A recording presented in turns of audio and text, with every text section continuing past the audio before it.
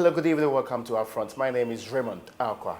Today, my guest is a man who's not unknown in Ghanaian politics. He's been information minister before. He's made very controversial statements in those times too, and is known in this country. He's a member of parliament here previously for a very long time. He was one of the people that were chased out of the country during the Rawlings era, and he came back during the Duffuor era. He's been in Ghanaian politics, but under President Akufo-Addo, he's not a minister, but he actually occupies a very sensitive position. This is because by 1964, we had almost 300 state-owned enterprises across the country, so many of them. With time, they whittled down to a very low number. Some say that they are less than 50. I mean, if you take out those on diversity and implementation committees, works and all of that, we are still having almost about 50, 40 of them existing. What's the future of what the state has interest in? That is the crux of our conversation with the man who's been charged to do that. After the break, I'll introduce him. You're welcome back. This is UPfront. My name is Raymond Akwa. My guest today is the Honorable Stephen Asamoah-Boateng. Honorable, you're welcome to UPfront. Thank you. I hope you are doing well. By the grace of God, I'm fine. You are not heard consistently in the massive political debates in this country. Is it because you are way too busy trying to reform a very, very complex sector, or you have just lost political steam? Thank you very much, and welcome to my viewers. And I never lost steam at all. Once you are political anymore, you keep going. But it depends on the role you are given, and you adjust yourself to suit it and deliver. I was the information minister, as you rightly said, and my job was to respond to comments and have feedback from the general public and communicate as quickly and as frequently as I can. Of course, I was also local government minister, and I was all over the place and visiting the rural communities and all that. So I was visible. But the new role I am now occupying and performing doesn't demand that. Indeed, it's business, and business don't talk. I remember one day J.H. Mensah, Honorable J.H. Mensah, deceased and late, and may his soul rest in peace, said that money sikampe rough. And when you're running or you are dealing with business community, you deliver. You look at performance and the results and return on investment and profitability, liquidity. Those matters are not matters for public consumption now and then.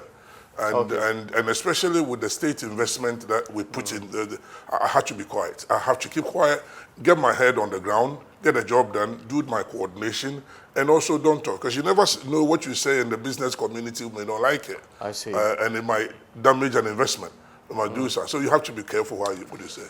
I read the entire state enterprise report published by the Finance Ministry some time ago. That was last year, the state ownership report. The state ownership report. Yes. Now, is there a latest one? We are in 2019. Is there one for 2018? Certainly. There's one which should have been released on the day that we launched the State Interest and Governance Authority, except to say that some of my businesses were not up to date with their audited accounts. Okay. And I wanted the latest audited accounts, which was 2018. Not their fault. Some auditors went in late. And so I've got some few which are now bringing their reports. And I see. Hopefully, I believe by October, that will be out. So every year, the state ownership report will be out.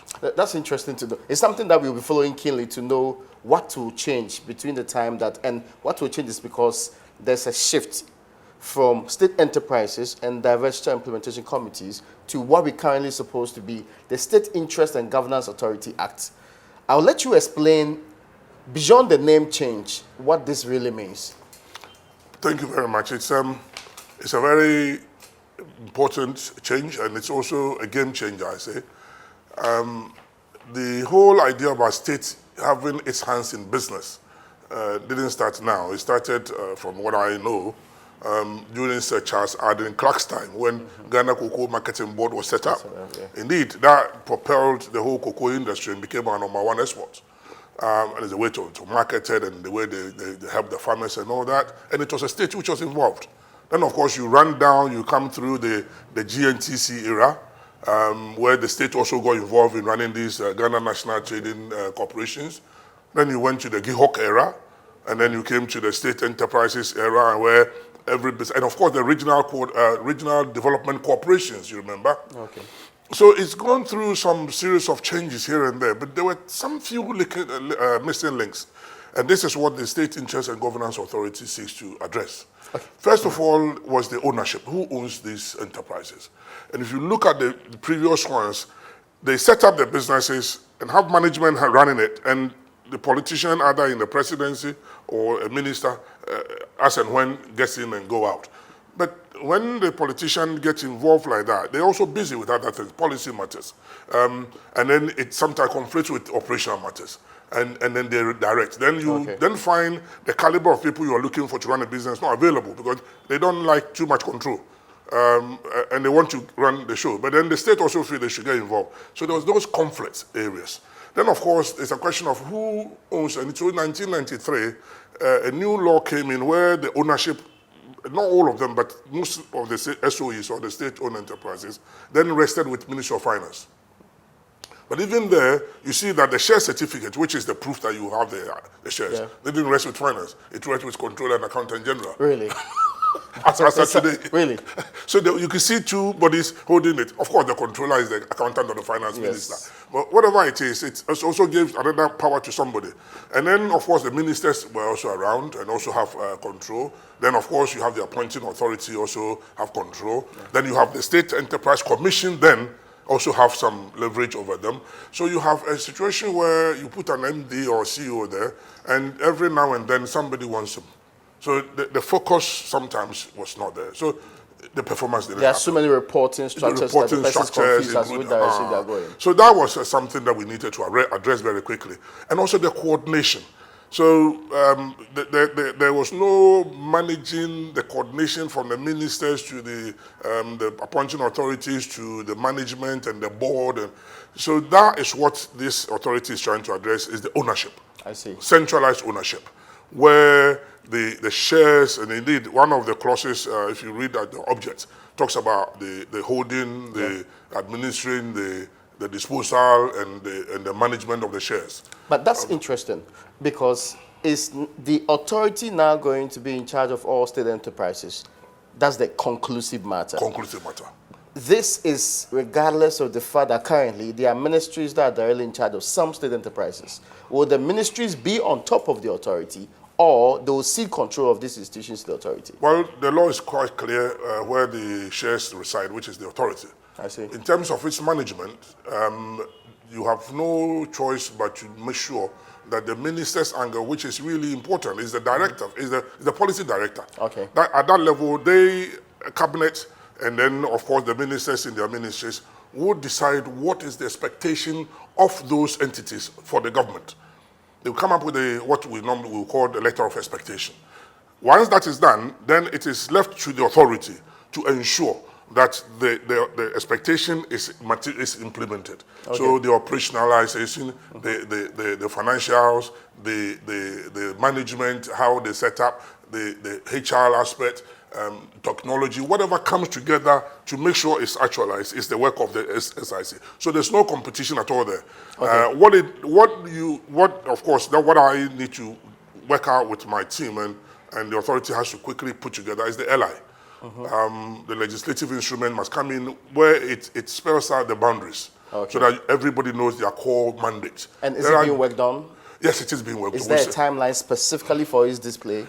Usually it takes about 2 years, from what I know. The way you said that, usually, yes. Usually, but we're trying to limit it to 12 months.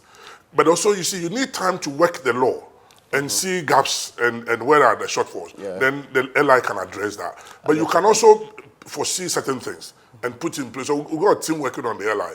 I've met some of the stakeholders already, and everybody says, Stephen, let's get the LI so we all know where our boundaries reside, which is good enough. But I also want us to go beyond just LI. LI and acts are laws, and you don't necessarily have to depend on the law to do things. You need human beings who needs respect, who needs to be appreciated, who needs to know that we are all together in this boat. It's a teamwork. Okay. And that's what I'm beginning from.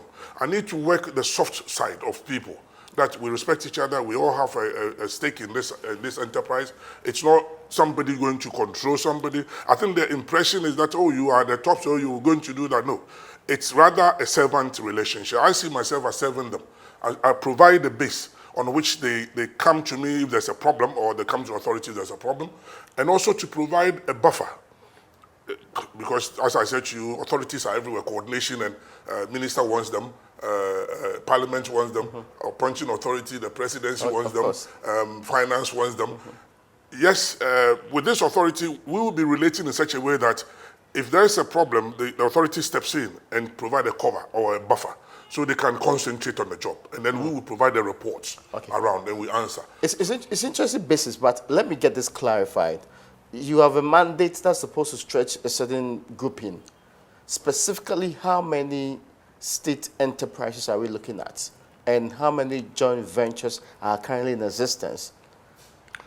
Right now, we're still undertaking equity study. We've already done one by a consultant who helped us, and we managed to get 103. 103. Yes. Is it both or just the... It's not conclusive. Oh. When I came in here... So we are uncovering... Uncovering more. And I'll tell you why. Shouldn't it be surprising that... I am surprised.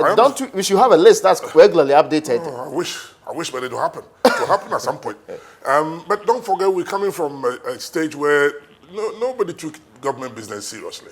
And so you've come to a situation where you are now beginning to put databases together. Okay. And indeed, when I came in here, about 2 years ago, I was confronted with how many am I supposed to work with? Yeah.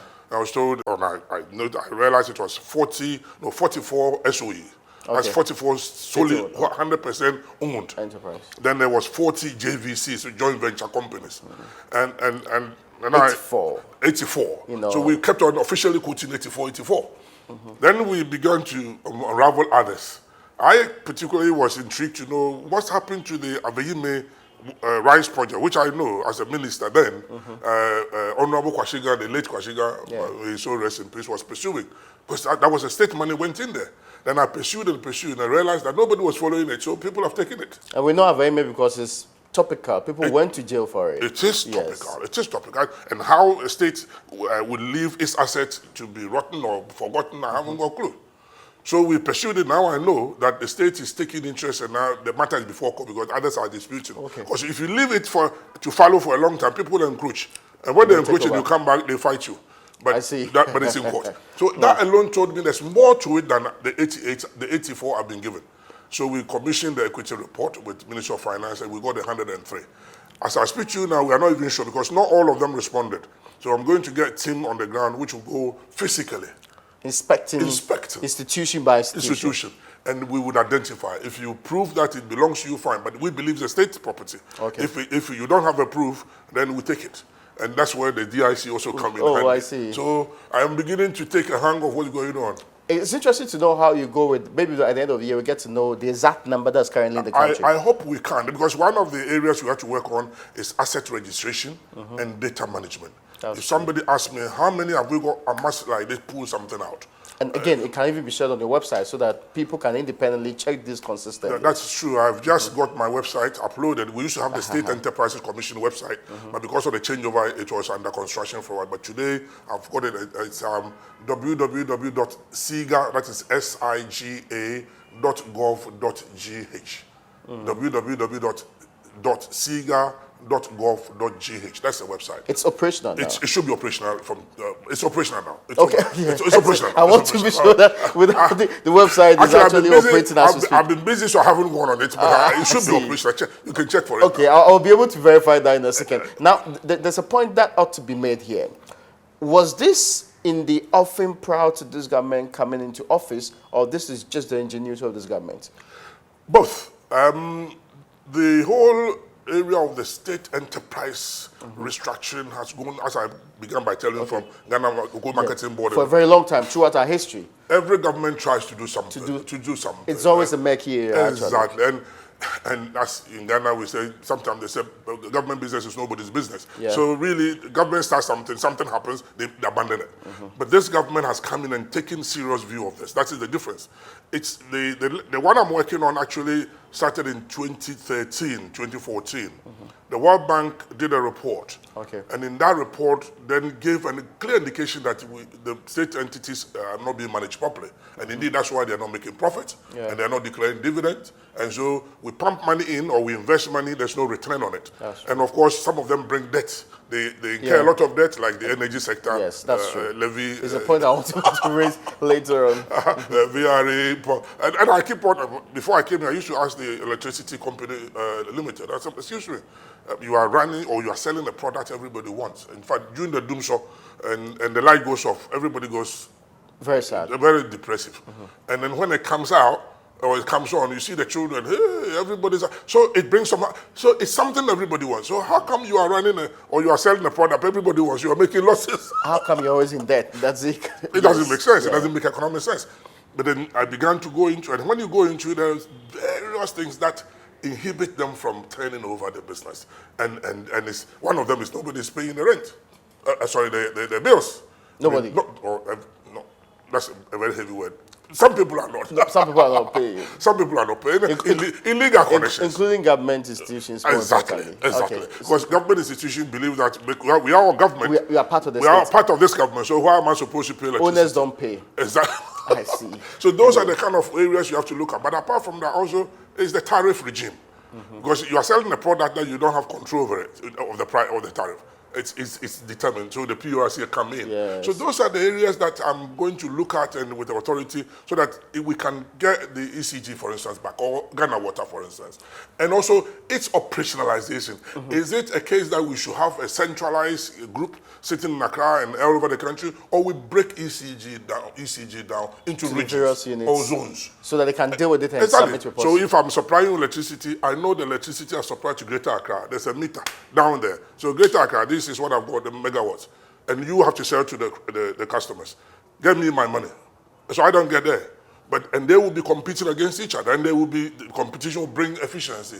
And the wastage will be cut. I'm looking at that closely. So hold on. This is a hint. We expect. This is a yes, hint. no, but I cannot let it go without asking whether we should expect massive reforms in that sector, the Not energy just sector. That. Of course, Generally, energy sector always is under if my I microscope. narrow it down to ECG more importantly, because of the current conversation surrounding it, should we expect reforms there? Certainly.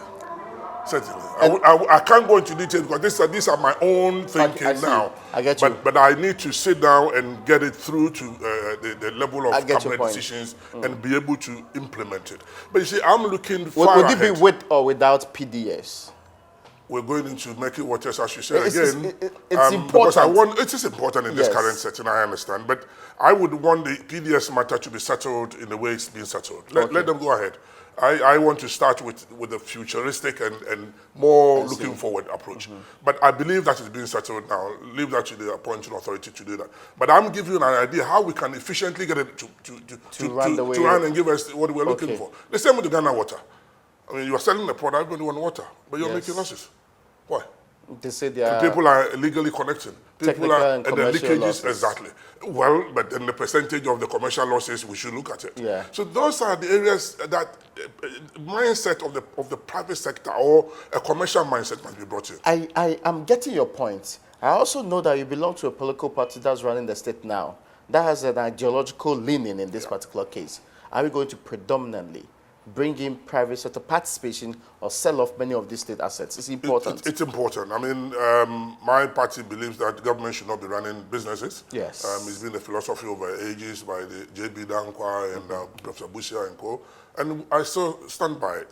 But you see, from of old and even now, it's true that you cannot leave the private sector to operate everything, especially when you have a small market like Ghana. If it's Nigeria, maybe you have the market, you can let the ECG be privatized or whatever.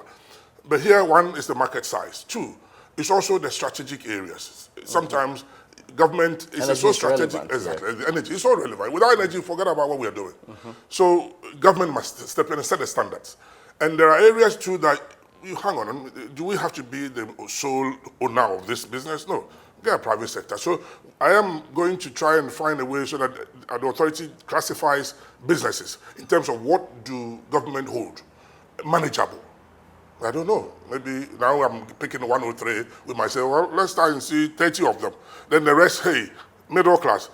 look at the JVCs, joint venture. Yes. The others, maybe just package it. And sell it off. Get it to the stock market. Let Ghanaians buy into it. Let So us own part of the indeed, business. some of them will be sold off. Well, it is a political philosophy that we believe in, Yes. not be sold off. But the decision will be made by the appropriate quarter, which is cabinet. Once cabinet give directives, then our job and the minister's job is to prepare it and get it implemented. Now, So we'll move into the things that you do new, which is some of them you've actually been stating already. There's a point that I need to clarify with you. Currently, if you're asked to describe the status of these state-owned enterprises and the joint ventures we have, how would you describe it? Are they in terrible state? Are they just trying to survive? I mean, I'm boxing all of them together. Yeah. Well, I think let me go back because I started by the reason why we even changed, and I started with the ownership. Yeah. The other aspect which links to the question you've posed is the governance side. Yeah. So that will come in whether it's being run properly or it's on the bad state, because we also noticed over the period that the governance system that we've put in place was sometimes not understood properly by all of us.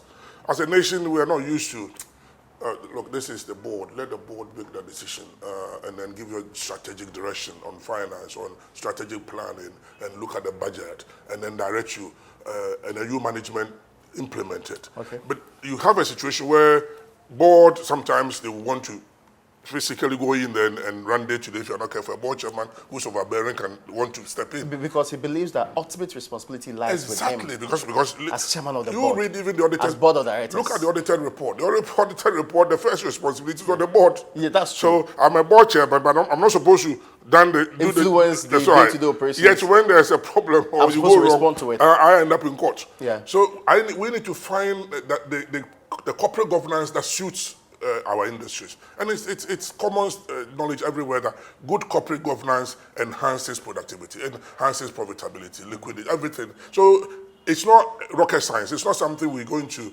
suddenly wake up and implement. It's there. So we use the best practices and make sure that governance structure works. And indeed, if you look at the law, the governance side has been overstretched beyond the SOEs and the JVCs. Okay. Now the regulatory bodies, the regulatory agencies, such as the National Petroleum Authority, such as the National Pensions Regulatory Authority, such as the Bank of Ghana, the authority must be able to work with them. Not necessarily overseeing them. No, there must be a relationship where the authority would have a code of relationship that we make sure that what you are supposed to be regulating, is it on course? Is it going on? Is there a problem that we can address? And you expect pushback from this institution? A pushback from, of course you have a pushback, but as I said, if you have the code and the ally and everything ready, everybody will know their core mandate. Because the first thing I would advise, even myself and the authorities, is to concentrate on your core mandate. And I have been here for 2 years. I've concentrated even just on the SOE alone. As for the JVC, I haven't gone there yet. If the SOE problems are more than I can do it immediately. So I have to prioritize. But of course, now with the law and with the capacity, the building of personnel, the capacity here, with competent, experienced people here, we can then begin to look at the JVCs closely. But sometimes even the JVC, you think that, because the private sector involvement, they are efficient. Sometimes it's not. They're able to bring you some dividends, but if you had done more, they would have given you more dividends. That's interesting. But the question that comes with this, and that's what I was asking about the state of them, are they predominantly poorly run? That's the Ghanaian appreciation of the current issue. That we set up companies, they hardly bring us the returns that we want, and we end up being the people being taxed to go and pay for these companies too. The image is a poor one or a bad one, and I noticed that. And everybody blames the state enterprises for our woes. I mean, obviously, electricity going off is a state enterprise. Yeah. It's a bad image. If we go to the Tama port, and there are problems there, GPH, which is a state enterprise, it's a problem on my hands. So obviously, there's an image issue that we're dealing with. But it's been something it's a historical one. Yeah. And it's because we've also gone into a state where Ghanaians look up to the state, or nobody wants to do their own thing. They want to, where is Aban or government? When I was a kid, there was no government. Or there was government, but there's no government in my life. My survival resided with my mom's bakery. And that's how we survive. Of course, we need to look for the flour, the sugar, and the soul somewhere. And we go and look for it. Anyway. But if we don't find sugar or blood, we don't blame the government. Oh, how do you blame government? That's true. We blame the one who's overselling it to me and now go. But now it's become government.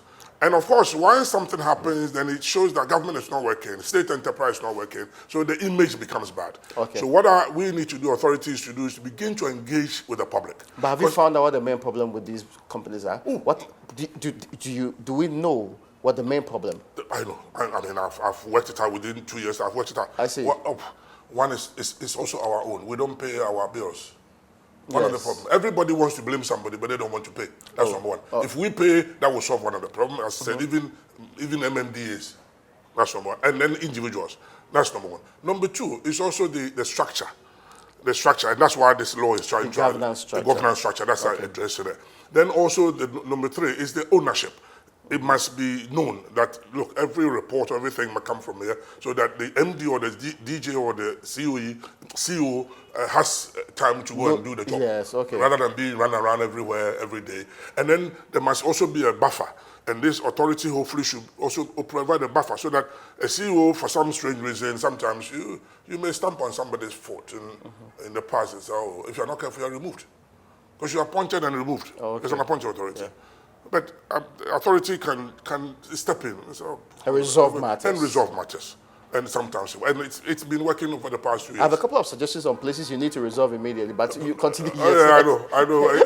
Some of them were on the news. So okay, very much so. I'm happy you realized them already. It's no secret at all. So give me a second. I'll take a break. When we come back, we continue our conversation because this is perhaps the major reforms that will ensure that you get electricity and all the services that the state enterprise are supposed to give you without having to pay more for it. And again, they run efficiently.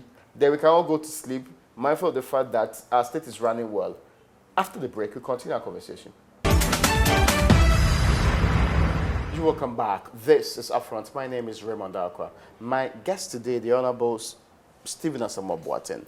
And the Honorable Stephen Asamoah Boateng is leading a charge to make sure that for the first time in a long while, we don't have the people setting up companies in their name and having to come back and pay for it through taxes and other things. That is the State Interest and Governance Authority. And, of course, the appointments have been made. Your appointment is settled, right? You are I'm the acting executive. I'm going back to the executive chairman. Yes, I was about I'm now the director general. He's director general. Director general. That's interesting. And the board is being set up so that they would then confirm. You have lowered powers now, to be fair. It's lower, yes. I'm not interested in positions. Executive chairman was more powerful. Set up under the revolutionary days, so you can understand the dictator approach. That's interesting. But don't know. I'm not interested in the position. I'm interested in the job and the role, and I'm interested in the people that we manage together and give them the power and authority and the independent motivation to work, because it's human beings you work with. As I said, I use the word respect to each other. Okay. But most importantly is to get the capacity, the people that are competent enough and they got the right attitude, the right mindset, the right culture, and not coming to work the way they want to do. I'm moving it to get. You don't have them now? Well, the personnel are not in place yet. Because I'm expecting your institution, which is going to do massive reforms, to be in the position to do the reforms itself. Of course, it is. With human capacity and all of that. We have staff from both the DIC, ODIC, and the SEC who are in place and work existing staff. We want to make change with existing staff. Existing staff, but we need to augment it. So the people have been there for a very long time. They have overseen the same systems. But you're convinced you can make the change with the same people? Well, within 2 years, I've moved them from where they used to be.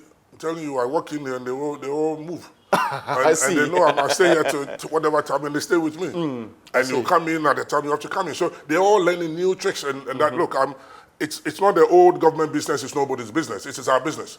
And I reward them, and they are happy. But when it's work time, no joke, no laugh. You don't laugh with me when we are working. I see. You get a job done, then later on we can have a joke. But that's the attitude, the culture, the mindset must be right. But beyond that, we need to go, because we are now expanding. We're not going to take key... Yes, I'm about to ask. So you need more than just the current. Exactly, not the current, not all of them, not just the current. We need more than that. But we also need to recruit very established and what do I say, people who have made it in life. and they can also impart something to the state entity. So we are headhunting actually. If you know anybody who's good, let me know. We will go and interview them. I have to find my CV. I've got a consulting team helping me to headhunt and put certain key positions, people in key positions, and they can pick up and quickly run away. It's a changeover. And every changeover, there's a transition. And we might get some little hiccups and all that. But there's a trajectory we are moving. And that is the target. We will get there when we have the competent staff in key positions, especially the experts for the sectors. Okay. You have energy. And you asked me to go and see Ghana Gas and monitor Ghana Gas if they are doing the right thing. Then Ghana Gas MD or the technical guys, we need to do the reverse flow, and we need a 25 millimeter diameter pipe. And I say, I don't understand them. Yeah. But if I do understand, I'll tell you the 25 millimeter is too small. It won't work because you are off at every point. You are offloading some gas here, so you need a big trunk pipe or what they call to get to the enclave in Tema. So you need an expert. You need an expert also that can go in and check GMPC for me. Okay. You need an expert that can go in and check Ghana water. So those would come in, if you look at the organogram, which I'll show you later, will come in and work with those entities. But then there will be the compliance unit, which will go with them. And if you fail, and you are not abiding by your own mandate, and then the objects of the business, and you are not turning over the business, you are sanctioned. Okay, now I want to go into the details, but I just want to, you mentioned the organogram, and that's what just popped up in my mind. Of course, there will be a board now. Yes, there will be a board now. And there will be the Director General's position. Below the board. Which other institutions or positions flow out of this into what forms the current institution? We're going to operate on a matrix format, although there's a Director General and 2 General Managers, one for operations, one for finance and administration. I see. But below that, we've broken it down into functional heads that have a matrix system to work with everyone. So there won't be a compartmentalization that you are IT, so that's all you do. But if you are IT, how are the software, the systems, the applications of dovetailing into operations? If you are a finance manager and you are sitting there because you're a finance head, how does the dividend of those businesses come out and we get our cut? Because our financing also comes from a percentage of the dividend. Yeah. So your finance manager must work with the dividend division in such a way that the profitability of the business increases. Then they declare dividend. Then we get something. Then the state also derives something. So it's not like going to be a compartmentalized finance and you stay there in a cozy office. No, you got to roll your sleeves and go out there into them and see what business they are doing. That will bring the money to them, and then you will get something, and then the state will get something. So it's cascading, but it's also going to link up as a matrix format. Now, so everybody try and learn something. There's something that started not long ago to do with having to give targets to the various state enterprises and what they ought to deliver on. Are we going to see massive shakeups in these various state enterprises? Because people believe that most of the time, the people that run it do not run it like the way they run private businesses. Are we going to see massive changes in the various state enterprises? Well, you began by talking about the performance. We have a performance monitoring evaluation unit already here, which does a lot of work going into negotiating with them what they do, and certain key performance indicators are put in place. And we look at the financial side closely, because really that's the bread and butter. Yeah. You must sustain yourself financially. Then we look at the operational side, then we look at the managerial, then we look at the soft side of HR and all that. And we set you the targets. And you agree, you go and perform, and every quarter we review your reports and know whether you are on track. If you're not on track, why are you not on track? And we bring you on track. If we need to support you, maybe it's a financial problem, expenditure, we try and control it. So it's there, but it's all manual and paperwork. And so sometimes reports come in bulk and it's quarterly, and the damage may have been done already. So it couldn't be reviewed immediately and acted upon. Exactly, and that's why we're moving. We're going to use modern technology in doing real-time monitoring, so that whenever something, it just click on the button, I can see it, and we'll provide one to maybe the appointing authority to have a look, so that we cannot quickly think and say, here, watch here, there's something going on we don't understand. Come back, let's talk about it. So those are the real time, and IT, you cannot sit there and then operate. So IT manager, you must check what are the levels of expenditure we can tolerate here. What are the risks that we are prepared to take? And then we monitor, and if you are going beyond the risk, and who authorized you to do the risk? If you went there beyond then you are punished. So you are building capacity to do real-time monitoring too? Real-time monitoring is going to come in. All of these 103 across the country? And the systems must be able to talk to each other. I see. And that's what we're going to do. So IT, we're moving into technology. Now, that's life for us now. Is it happening anytime soon?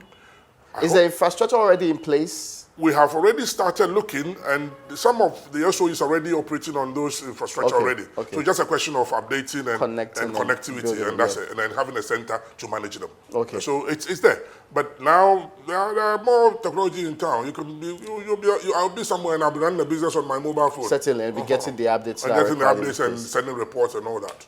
Now, the other question that many who would want to see this reform happen quickly would ask is that, how do we ensure this is not a 9-day wonder? That it doesn't become the Stephen Asamoah Boateng project that lives and dies with him when he's no longer in that particular office? Is there something being done to institutionalize beyond the laws and the provisions of the very act that puts it in place? You are certainly right. I keep on telling my staff and everybody that, look, one day you can never tell. Somebody runs under the bus and there's nobody to do the job. Can be you, can be me. Or you can just, out of the nowhere, you are gone. No, this is not a one-man show at all. This is going to be an institution that works with every one of us. And now we would involve the Ghanaian public, so they will keep an eye on what we do. They will keep an eye, and even on our website, you see something about communicating with the customers and consumers. So if we get in reports, it's our job to make sure that you are doing the right thing. So we build a system that doesn't need a personality to be there. We need competencies and systems that work without a person involved. So if there's something that has to happen on this day, whether I'm there or not, it must automatically happen. And there must be somebody, if I'm not there, should take over. So there will be also the succession planning element, which makes sure that it's not dying with those who started it. And indeed, I can give you one typical example where when the law was being made, there was a suggestion at some point that we should insert, because you notice that in the interpretation, the minister is not necessarily the Minister of Finance. Yes. It's a designated minister. So there was a point where there was a minister going to be named, not by name of the person, but the name of the ministry. Title. And we thought it won't work, because it's not every government that may retain that particular deem the finance ministry to be the case. They will deem the finance minister to do that. So if you're not going to use the finance, then let's use a designated minister. So it's then up to the appointing authority at a point in time. So enterprises rarely can be under the trade ministry. It can be under a trade It can be a designated, a fresh ministry set up to deal with it on its own. It can be under any minister, so long as the appointing authority thinks that that is the way to go. And then it depends also on the focus of the authority, because at the end of the day, you can't do everything. The authority cannot just solve all the problems as they go. You got to start from somewhere and tackle the priority areas. I believe in a maximum, you punish one, you teach 100. Sometimes you tackle the big boys in town, and the others will say, if they can do that to them, then I must behave. So it begins to trigger down. And then if you can reform another area, which is difficult, and people thought it cannot be done, it's done, then it can be done everywhere. So you need to tackle areas quickly and show results. We spoke about energy. What will be your priority area going forward, as in the very first and perhaps the most important area that you would prefer concentration on? Why is this important? Because there's the journey by people for action, and energy looks like a key area. Is that the first place you're likely to go into? Well, I wouldn't tell you what I'm going to start with now, because it's not me. A sector.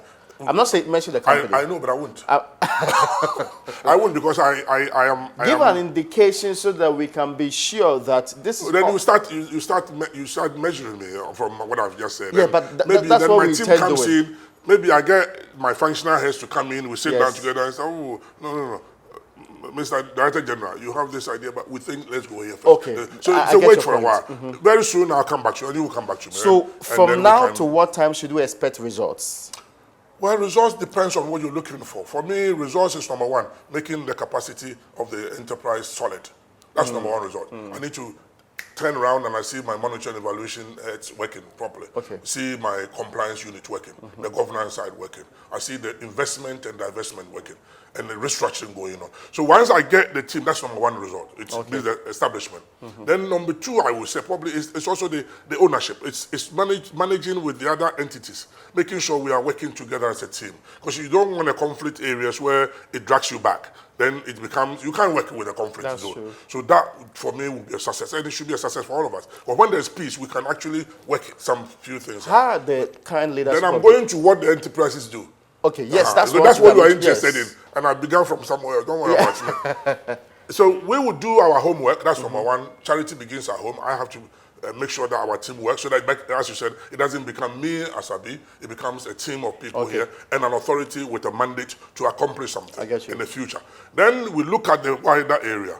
Of course, we got the state-owned enterprise, which is SOE. Then we got the JVCs. Yeah. We got to select sectors that really will have an impact on the economy very quickly. But we don't have time. Energy, for example. It's an example. It has a huge impact on the economy. Exactly. So it is where massive debt is. You're trying to gouge me into an energy. No, I'm just trying to find out whether you are interested of course, in I cannot ignore energy. Because people are concerned about that particular sector. Of course, everybody must be concerned. Without energy, I mean, the lights will not be on. That's true. So, but we would look at the energy side closely. We look at water. We look at the oil. We look at agric. And indeed, in the law, it specifically mentions industry, service, and agric. That's interesting. So those areas that deals with, and transport, housing, I mean, the basic things of life, food, shelter, clothing.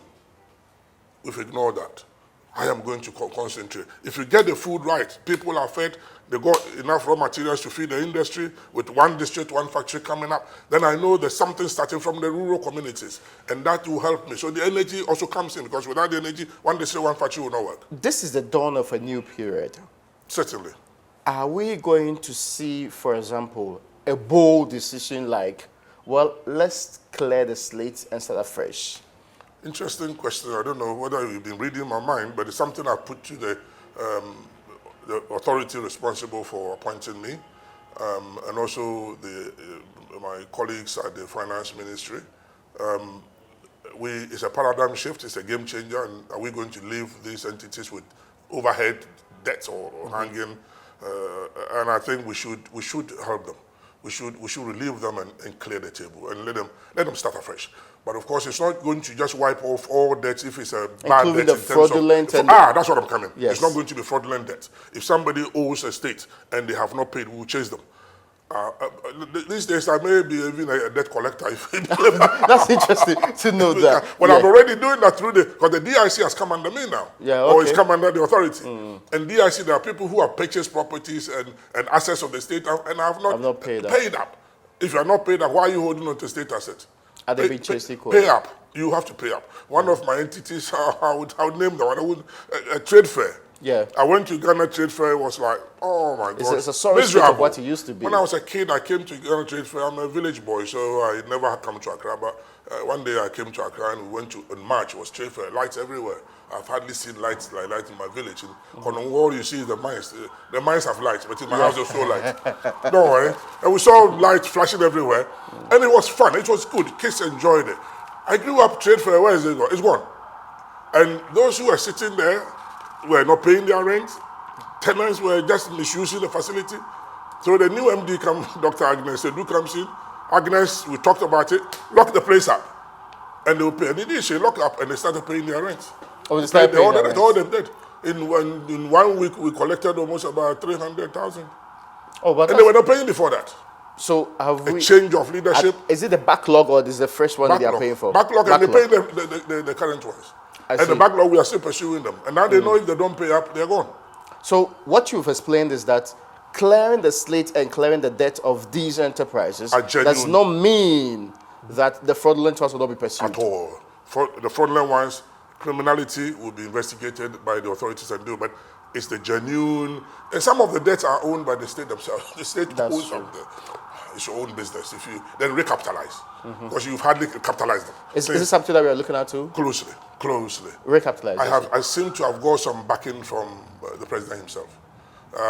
When we did the performance contract signing ceremony last year, the senior minister came to represent him, and it was clearly given assurance that we will look at the recapitalization. So we'll work at it as an authority. What's the future for state-owned enterprises like? Bright, very exciting. I've worked in so many areas, and I've been around. I've done politics, I've done business in London. I've worked with prominent people, and been everywhere. As I said, I've been in the village, and I know how life is difficult and all that. And coming here is to change something that will reflect in people's lives. And the state enterprises alone they control 50% of our assets. And the 50% they don't control, they have influence. So if ECG doesn't perform, or Ghana Water doesn't perform, not only are they collapsing theirs, or not only is that failure going to happen to them, but the poor tailor who needs electricity, it's a private sector business, it's a, so I have a unique opportunity with this authority and build the capacity in here and make sure that we be able to effect change that would affect people's lives. President has come up with Ghana Beyond Aid. It's not like we don't need the aid now. No, in Akan land we said, if you're bringing me something and it's legitimate and good, why not? I mean, your friend will give me something which is address my problem, I'll probably take it. But my future is not to depend on you, waiting on you every day to bring in something. So I build my capacity to derive the benefits from my assets. And so we can live on our own resources. And for me, if the state-owned enterprise can be turned around and they pay their dividends, and we can have enough money, why do we need aid? That's an interesting point to make there. There's a question that, I mean, we are wrapping up. There's a question that's important to me. There are specific state-owned enterprises that have become topical. For example, the status of the recently revamped Kwabena Sugar Factory. Have you gotten a partner yet? We say we're looking for a partner. I haven't picked up latest on that, so you may be ahead of me on that one. But as you've pointed, I'll check and see what's happened to the commander. But it comes under the Ministry of Trade and Industry. Yes. So I will check and see. But it's not just that. But you see, our Greek area must be concerned to all of us. And that's why even the 1D, 1F is coming up. Okay. So sugar, pineapple, things we can process here, and cocoa. Why can't we process more of the cocoa? And you read from the cocoa board, the agreement with the Ivorian counterparts to be able to process enough here so we can manage the price of the product outside. These are kind of things that we have to apply our brains to so that we don't have to expect raw materials outside. Add value quickly. Okay. So most of the SOEs operate in all the sectors, the key sectors. So that's why I couldn't tell you which areas I can classify as priority. I get you. Aggregates, but I know why energy is all keeps on because of the topics of the day. But seriously, once you look at that, you don't lose sight of the others. All the others. That's what I'm here to do, to get my team to look at the all round. It's more of a teamwork. It's more of a bring everybody on board, and it's a human-centered thing. So don't just ignore people and think they will deliver. They won't deliver. You motivate them. You shake their hands. You make them motivate them, and make sure they deliver on time. And I think we'll prove to Ghanaians that this is a different. And the president has done well. I mean, I remember the first time I came here, and I went to him. We had a chat. And then we went on a program to Kumasi, and he was on the podium and called me. I came over. I need a reform at the state enterprise so quickly. I said, I trust you. And it was funny. I felt a weight on me. When the president of the republic gives you that directive, that he trusts you, and he needs some reform there, and when is it coming? Immediately I came here, I said, shut up, keep quiet, get your head on the ground. Don't answer calls. Don't begin to go to radio stations. Yes. And that's what I've done in the past 2 years. I get you. Very much away from everything. There's a question that I need you to answer. I want a date. Complete reform of the entire sector. Which date should we look up to? That's a difficult question. It's a complete, but I don't even know the numbers I've got now. I'm still waiting on the dates. I will get you the numbers even quickly before the date even comes. Once I get the numbers and I'm able to classify. Don't give me a period. How many years? What do you require? Let me even start from another angle. As I sit here now, even the value of these entities are not known. Okay. So I get your point. So the value of there's a lot of coverage to be done. Exactly. Yeah. So we are even undervaluing our assets. I have on record a former minister in the former administration, I won't name him, who told me that at one point they asked for the value of VRA and it was given $10 million. I said, VRA? With the Akoso model? $10 million. Then I go and find my friends and buy it from Ghana. so we are even undervaluing ourselves. Okay. Once we do the valuation and also, so we see that even the Ghana's economy is undervalued. That's true. So and that is a key area I also have to look at. And then you see the real value. And then people say, I'm not joking with, there's a serious asset here. Let me apply my brains. So maybe I can't be specific on time, but I think by the next year you see some turnaround. Indeed, even this year we are seeing some dividends coming in from some of the companies. And I believe that next year, some of them have assured me they'll be paid. TDC, Tema Development, never paid dividend. But this year they paid 1.4 million. They show something. 1.4 million. It's a bit small, but better than nothing. Okay. But I know they will pay more next year, and the others will come along. Honorable Stephen Asamoah-Boateng, thank you so much, and congratulations. I mean, the first Director General of the state, and the last of the executive chairman of the State Enterprise Commission, then the first Director General of the State Interest and Governance Authority. Wish you all the best. Thank you. Thank you. I need all the luck and the blessings. Well, folks, that's where we tie the lines for business of today's edition of UPfront. My name is Raymond Akwa.